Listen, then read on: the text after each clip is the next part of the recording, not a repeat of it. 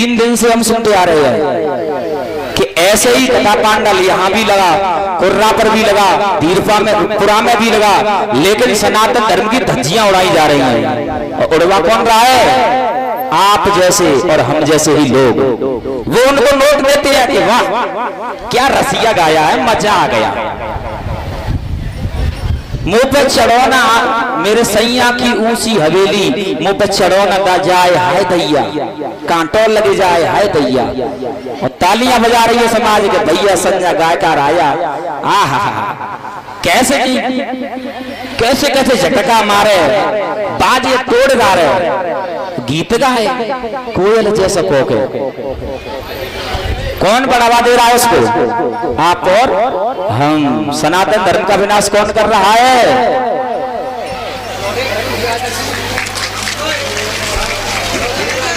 और मानिक चंद्र जी सुपुत्र श्री बनिया चाचा जी के सुपुत्र मानिक चंद्र आकर सम्मान करते हैं। हार्दिक अभिनंदन। अभी कुछ समय के लिए तालियां ना बजाएं, मेरी बातों पर हंसे नहीं कि इस बात को भी आप कॉमेडी में उड़ा दो कि शास्त्री ने चटकोला सुनाया। मैं चटकोला नहीं सुना रहा हूं, मैं आपको हकीकत बता रहा हूं। आप समझ लें तो अच्छा है, नहीं समझोगे तो विनाश हो जाएगा। आगे चलकर पता नहीं चलेगा कि हिंदू है या नहीं। मोबाइल में टीवी में खूब देखते हैं। अभी एक फिल्म आई है दी केरला स्टोरी, किसी ने नहीं देखी है, मुझे पक्का पता है। लेकिन अब वो गीत जरूर देखा होगा, बेशर्म रंग हमें तो लूट लिया। अब देखो इस बात पर भी दांत काट रहे हैं बस। अरे भाई कुछ इमोशन समझो हमारे यार, कथा सुनने आए हो, कुछ भगवान की भी ये मत सोचो कि ये बात मैं बोल रहा हूँ। पहला भ्रम, पहली मूर्खता तो यही है कि लोग ये सोचते हैं कि शास्त्री जी बैठे वो बोल रहे हैं। जब तक ये भाव रहेगा कथा का फल नहीं मिलेगा। कथा मंच पर बैठकर व्यास जी जो बोलते हैं उनकी वाणी में शास्त्र वेद परमात्मा की वाणी होती है। मैं अपनी तरफ से बनाकर नहीं बोलता, जो शास्त्रों में है वही बोल रहा हूँ। भगवान की कथा अनंत है, अथाह है, लेकिन आजकल कथा की धज्जियां उड़ाई जा रही हैं, कथा में रसिया गाए जाते हैं। और आप चलो क्या कहें, श्रोता लोग कहते हैं, हम भी जाते हैं कि शास्त्री ये भजन मत गावे, रसिया गा भगवान के दरबार में। तो बताइए, सुदामा जी ने, उनके बच्चे मरने वाले थे, भूख से व्याकुल थे, कई दिन से भोजन नहीं मिला, चाहते तो राजा की झूठी प्रशंसा कर सकते थे लेकिन नहीं की।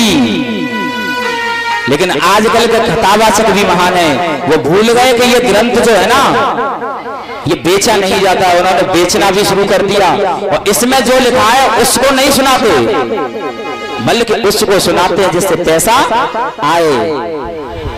गाने के लिए हम भी गा सकते हैं कि चौड़ी छाती मेरे भैया की जुल्फे रही लपेटा खाए, इनने मानो हमारो राखो लाखे इनको शारदा माए। वीर न भैया जी मेरे आए गए 21 रुपया गए रहाए। और भैया बड़ी बड़ी मौज है मेरे भैया की, हम भी गा सकते हैं, क्यों नहीं गाते? ये मेरा संदेश है गायकार और कथावाचकों के लिए। प्यारे, पैसा कोई दे और उसका गुणगान गाना भाट का काम होता है, भाट का, किसी कथावाचक का नहीं होता। भाट लोग आते हैं ना, उनका काम होता है पैसा देने वाला कि अब उसकी व्याख्या में भगवान को भूल गए बस। और देने वाले भी खुश हो रहे हैं कि भैया आज तो हम चौड़ी छाती वाले बन गए।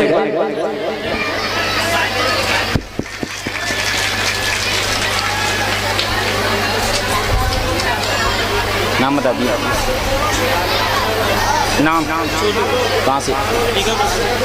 और छोटू भैया जी भीकनपुर से आकर सम्मान करते हैं 251 रुपए की माला पहनाकर।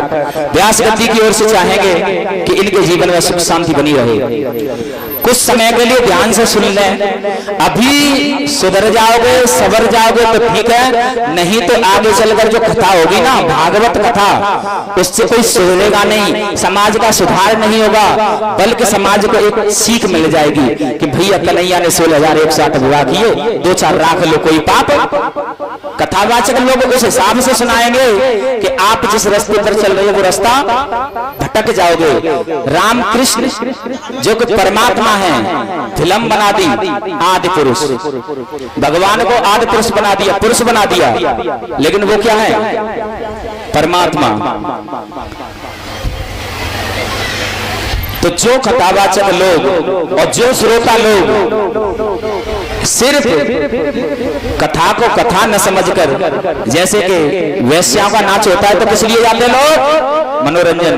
ठीक उस तरह से जिन लोगों ने कथा को मनोरंजन समझ लिया है, जिन कथा व्यासों ने कथा में कथा नहीं गाई, भगवान की लीला कथा नहीं सुनाई, सिर्फ पैसे पर ध्यान दिया कि पैसा आए ऐसा काम करो, वो नरक के गामी होंगे।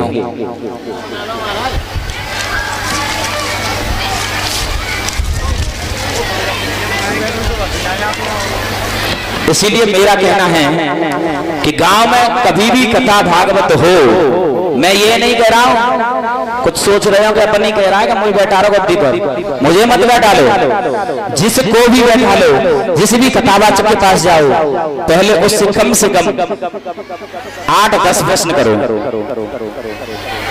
शास्त्र आप बूढ़े बुजुर्ग लोग जाएं, नए लौंडे नहीं जाएं कि वो कोई देख ली सुंदर छोरी ले बहना, अब बहन जी गा रही है वो वहां पर लाल टमाटर पुदीना लांगुरिया मांगा रोजीना, और फिर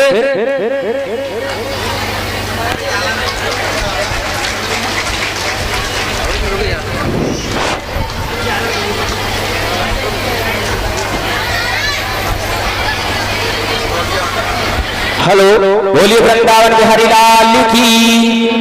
और इसी बीच श्री राम लखन चाचा जी नगला कदम से दूधिया जी आकर 251 रुपए की माला पहनाते हैं और एक सुंदर सी ओढ़नी देते हैं, कलाकारों का सम्मान करते हैं। हार्दिक अभिनंदन।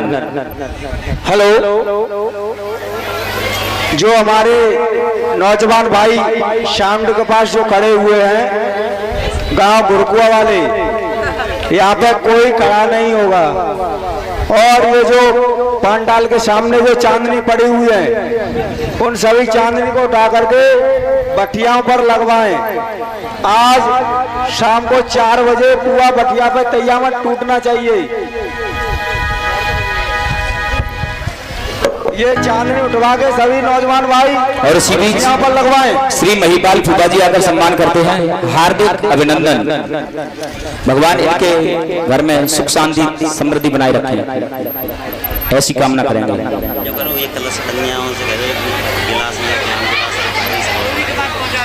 कलश कन्या आ जाए, इनकी सेवा में कुछ कर रहे हैं, कुछ ठंडा वंडा खिला रहे हैं। तो प्यारे सुदामा जी की कथा की ओर बढ़ेंगे बाद में, पहले आप हमारी यदि प्रार्थनाएं उसको सुन लें।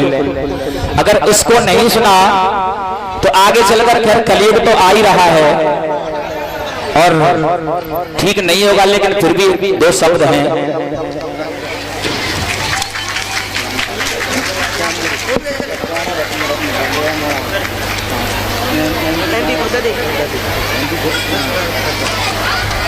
और इसी बीच मध्य प्रदेश से, MP खुर्द से श्री सत्यवान भैया जी आकर सम्मान करते हैं। हार्दिक अभिनंदन, हार्दिक अभिनंदन।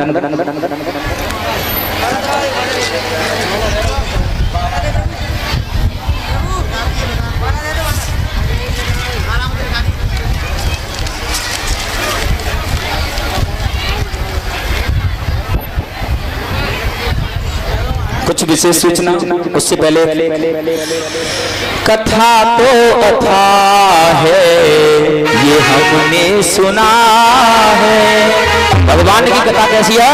अथाह है, ये हमने सुना है। कथावाचक ही बनकर कथा को सुनाओ। और इसी बीच श्री सुरेश भैया जी आकर 551 रुपए की माला पहनाकर सम्मान करते हैं। हार्दिक अभिनंदन। कथा तो अथा है ये हमने सुना है, कथावाचक ही बनकर कथा को सुनाओ,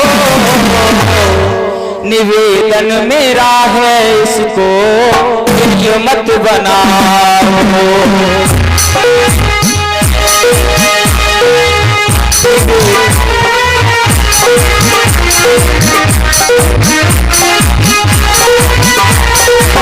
कथा तो अथा है ये हमने सुना है, इसीलिए कथावाचक ही बनकर कथा को सुनाओ, निवेदन मेरा है खेल मत बनाओ।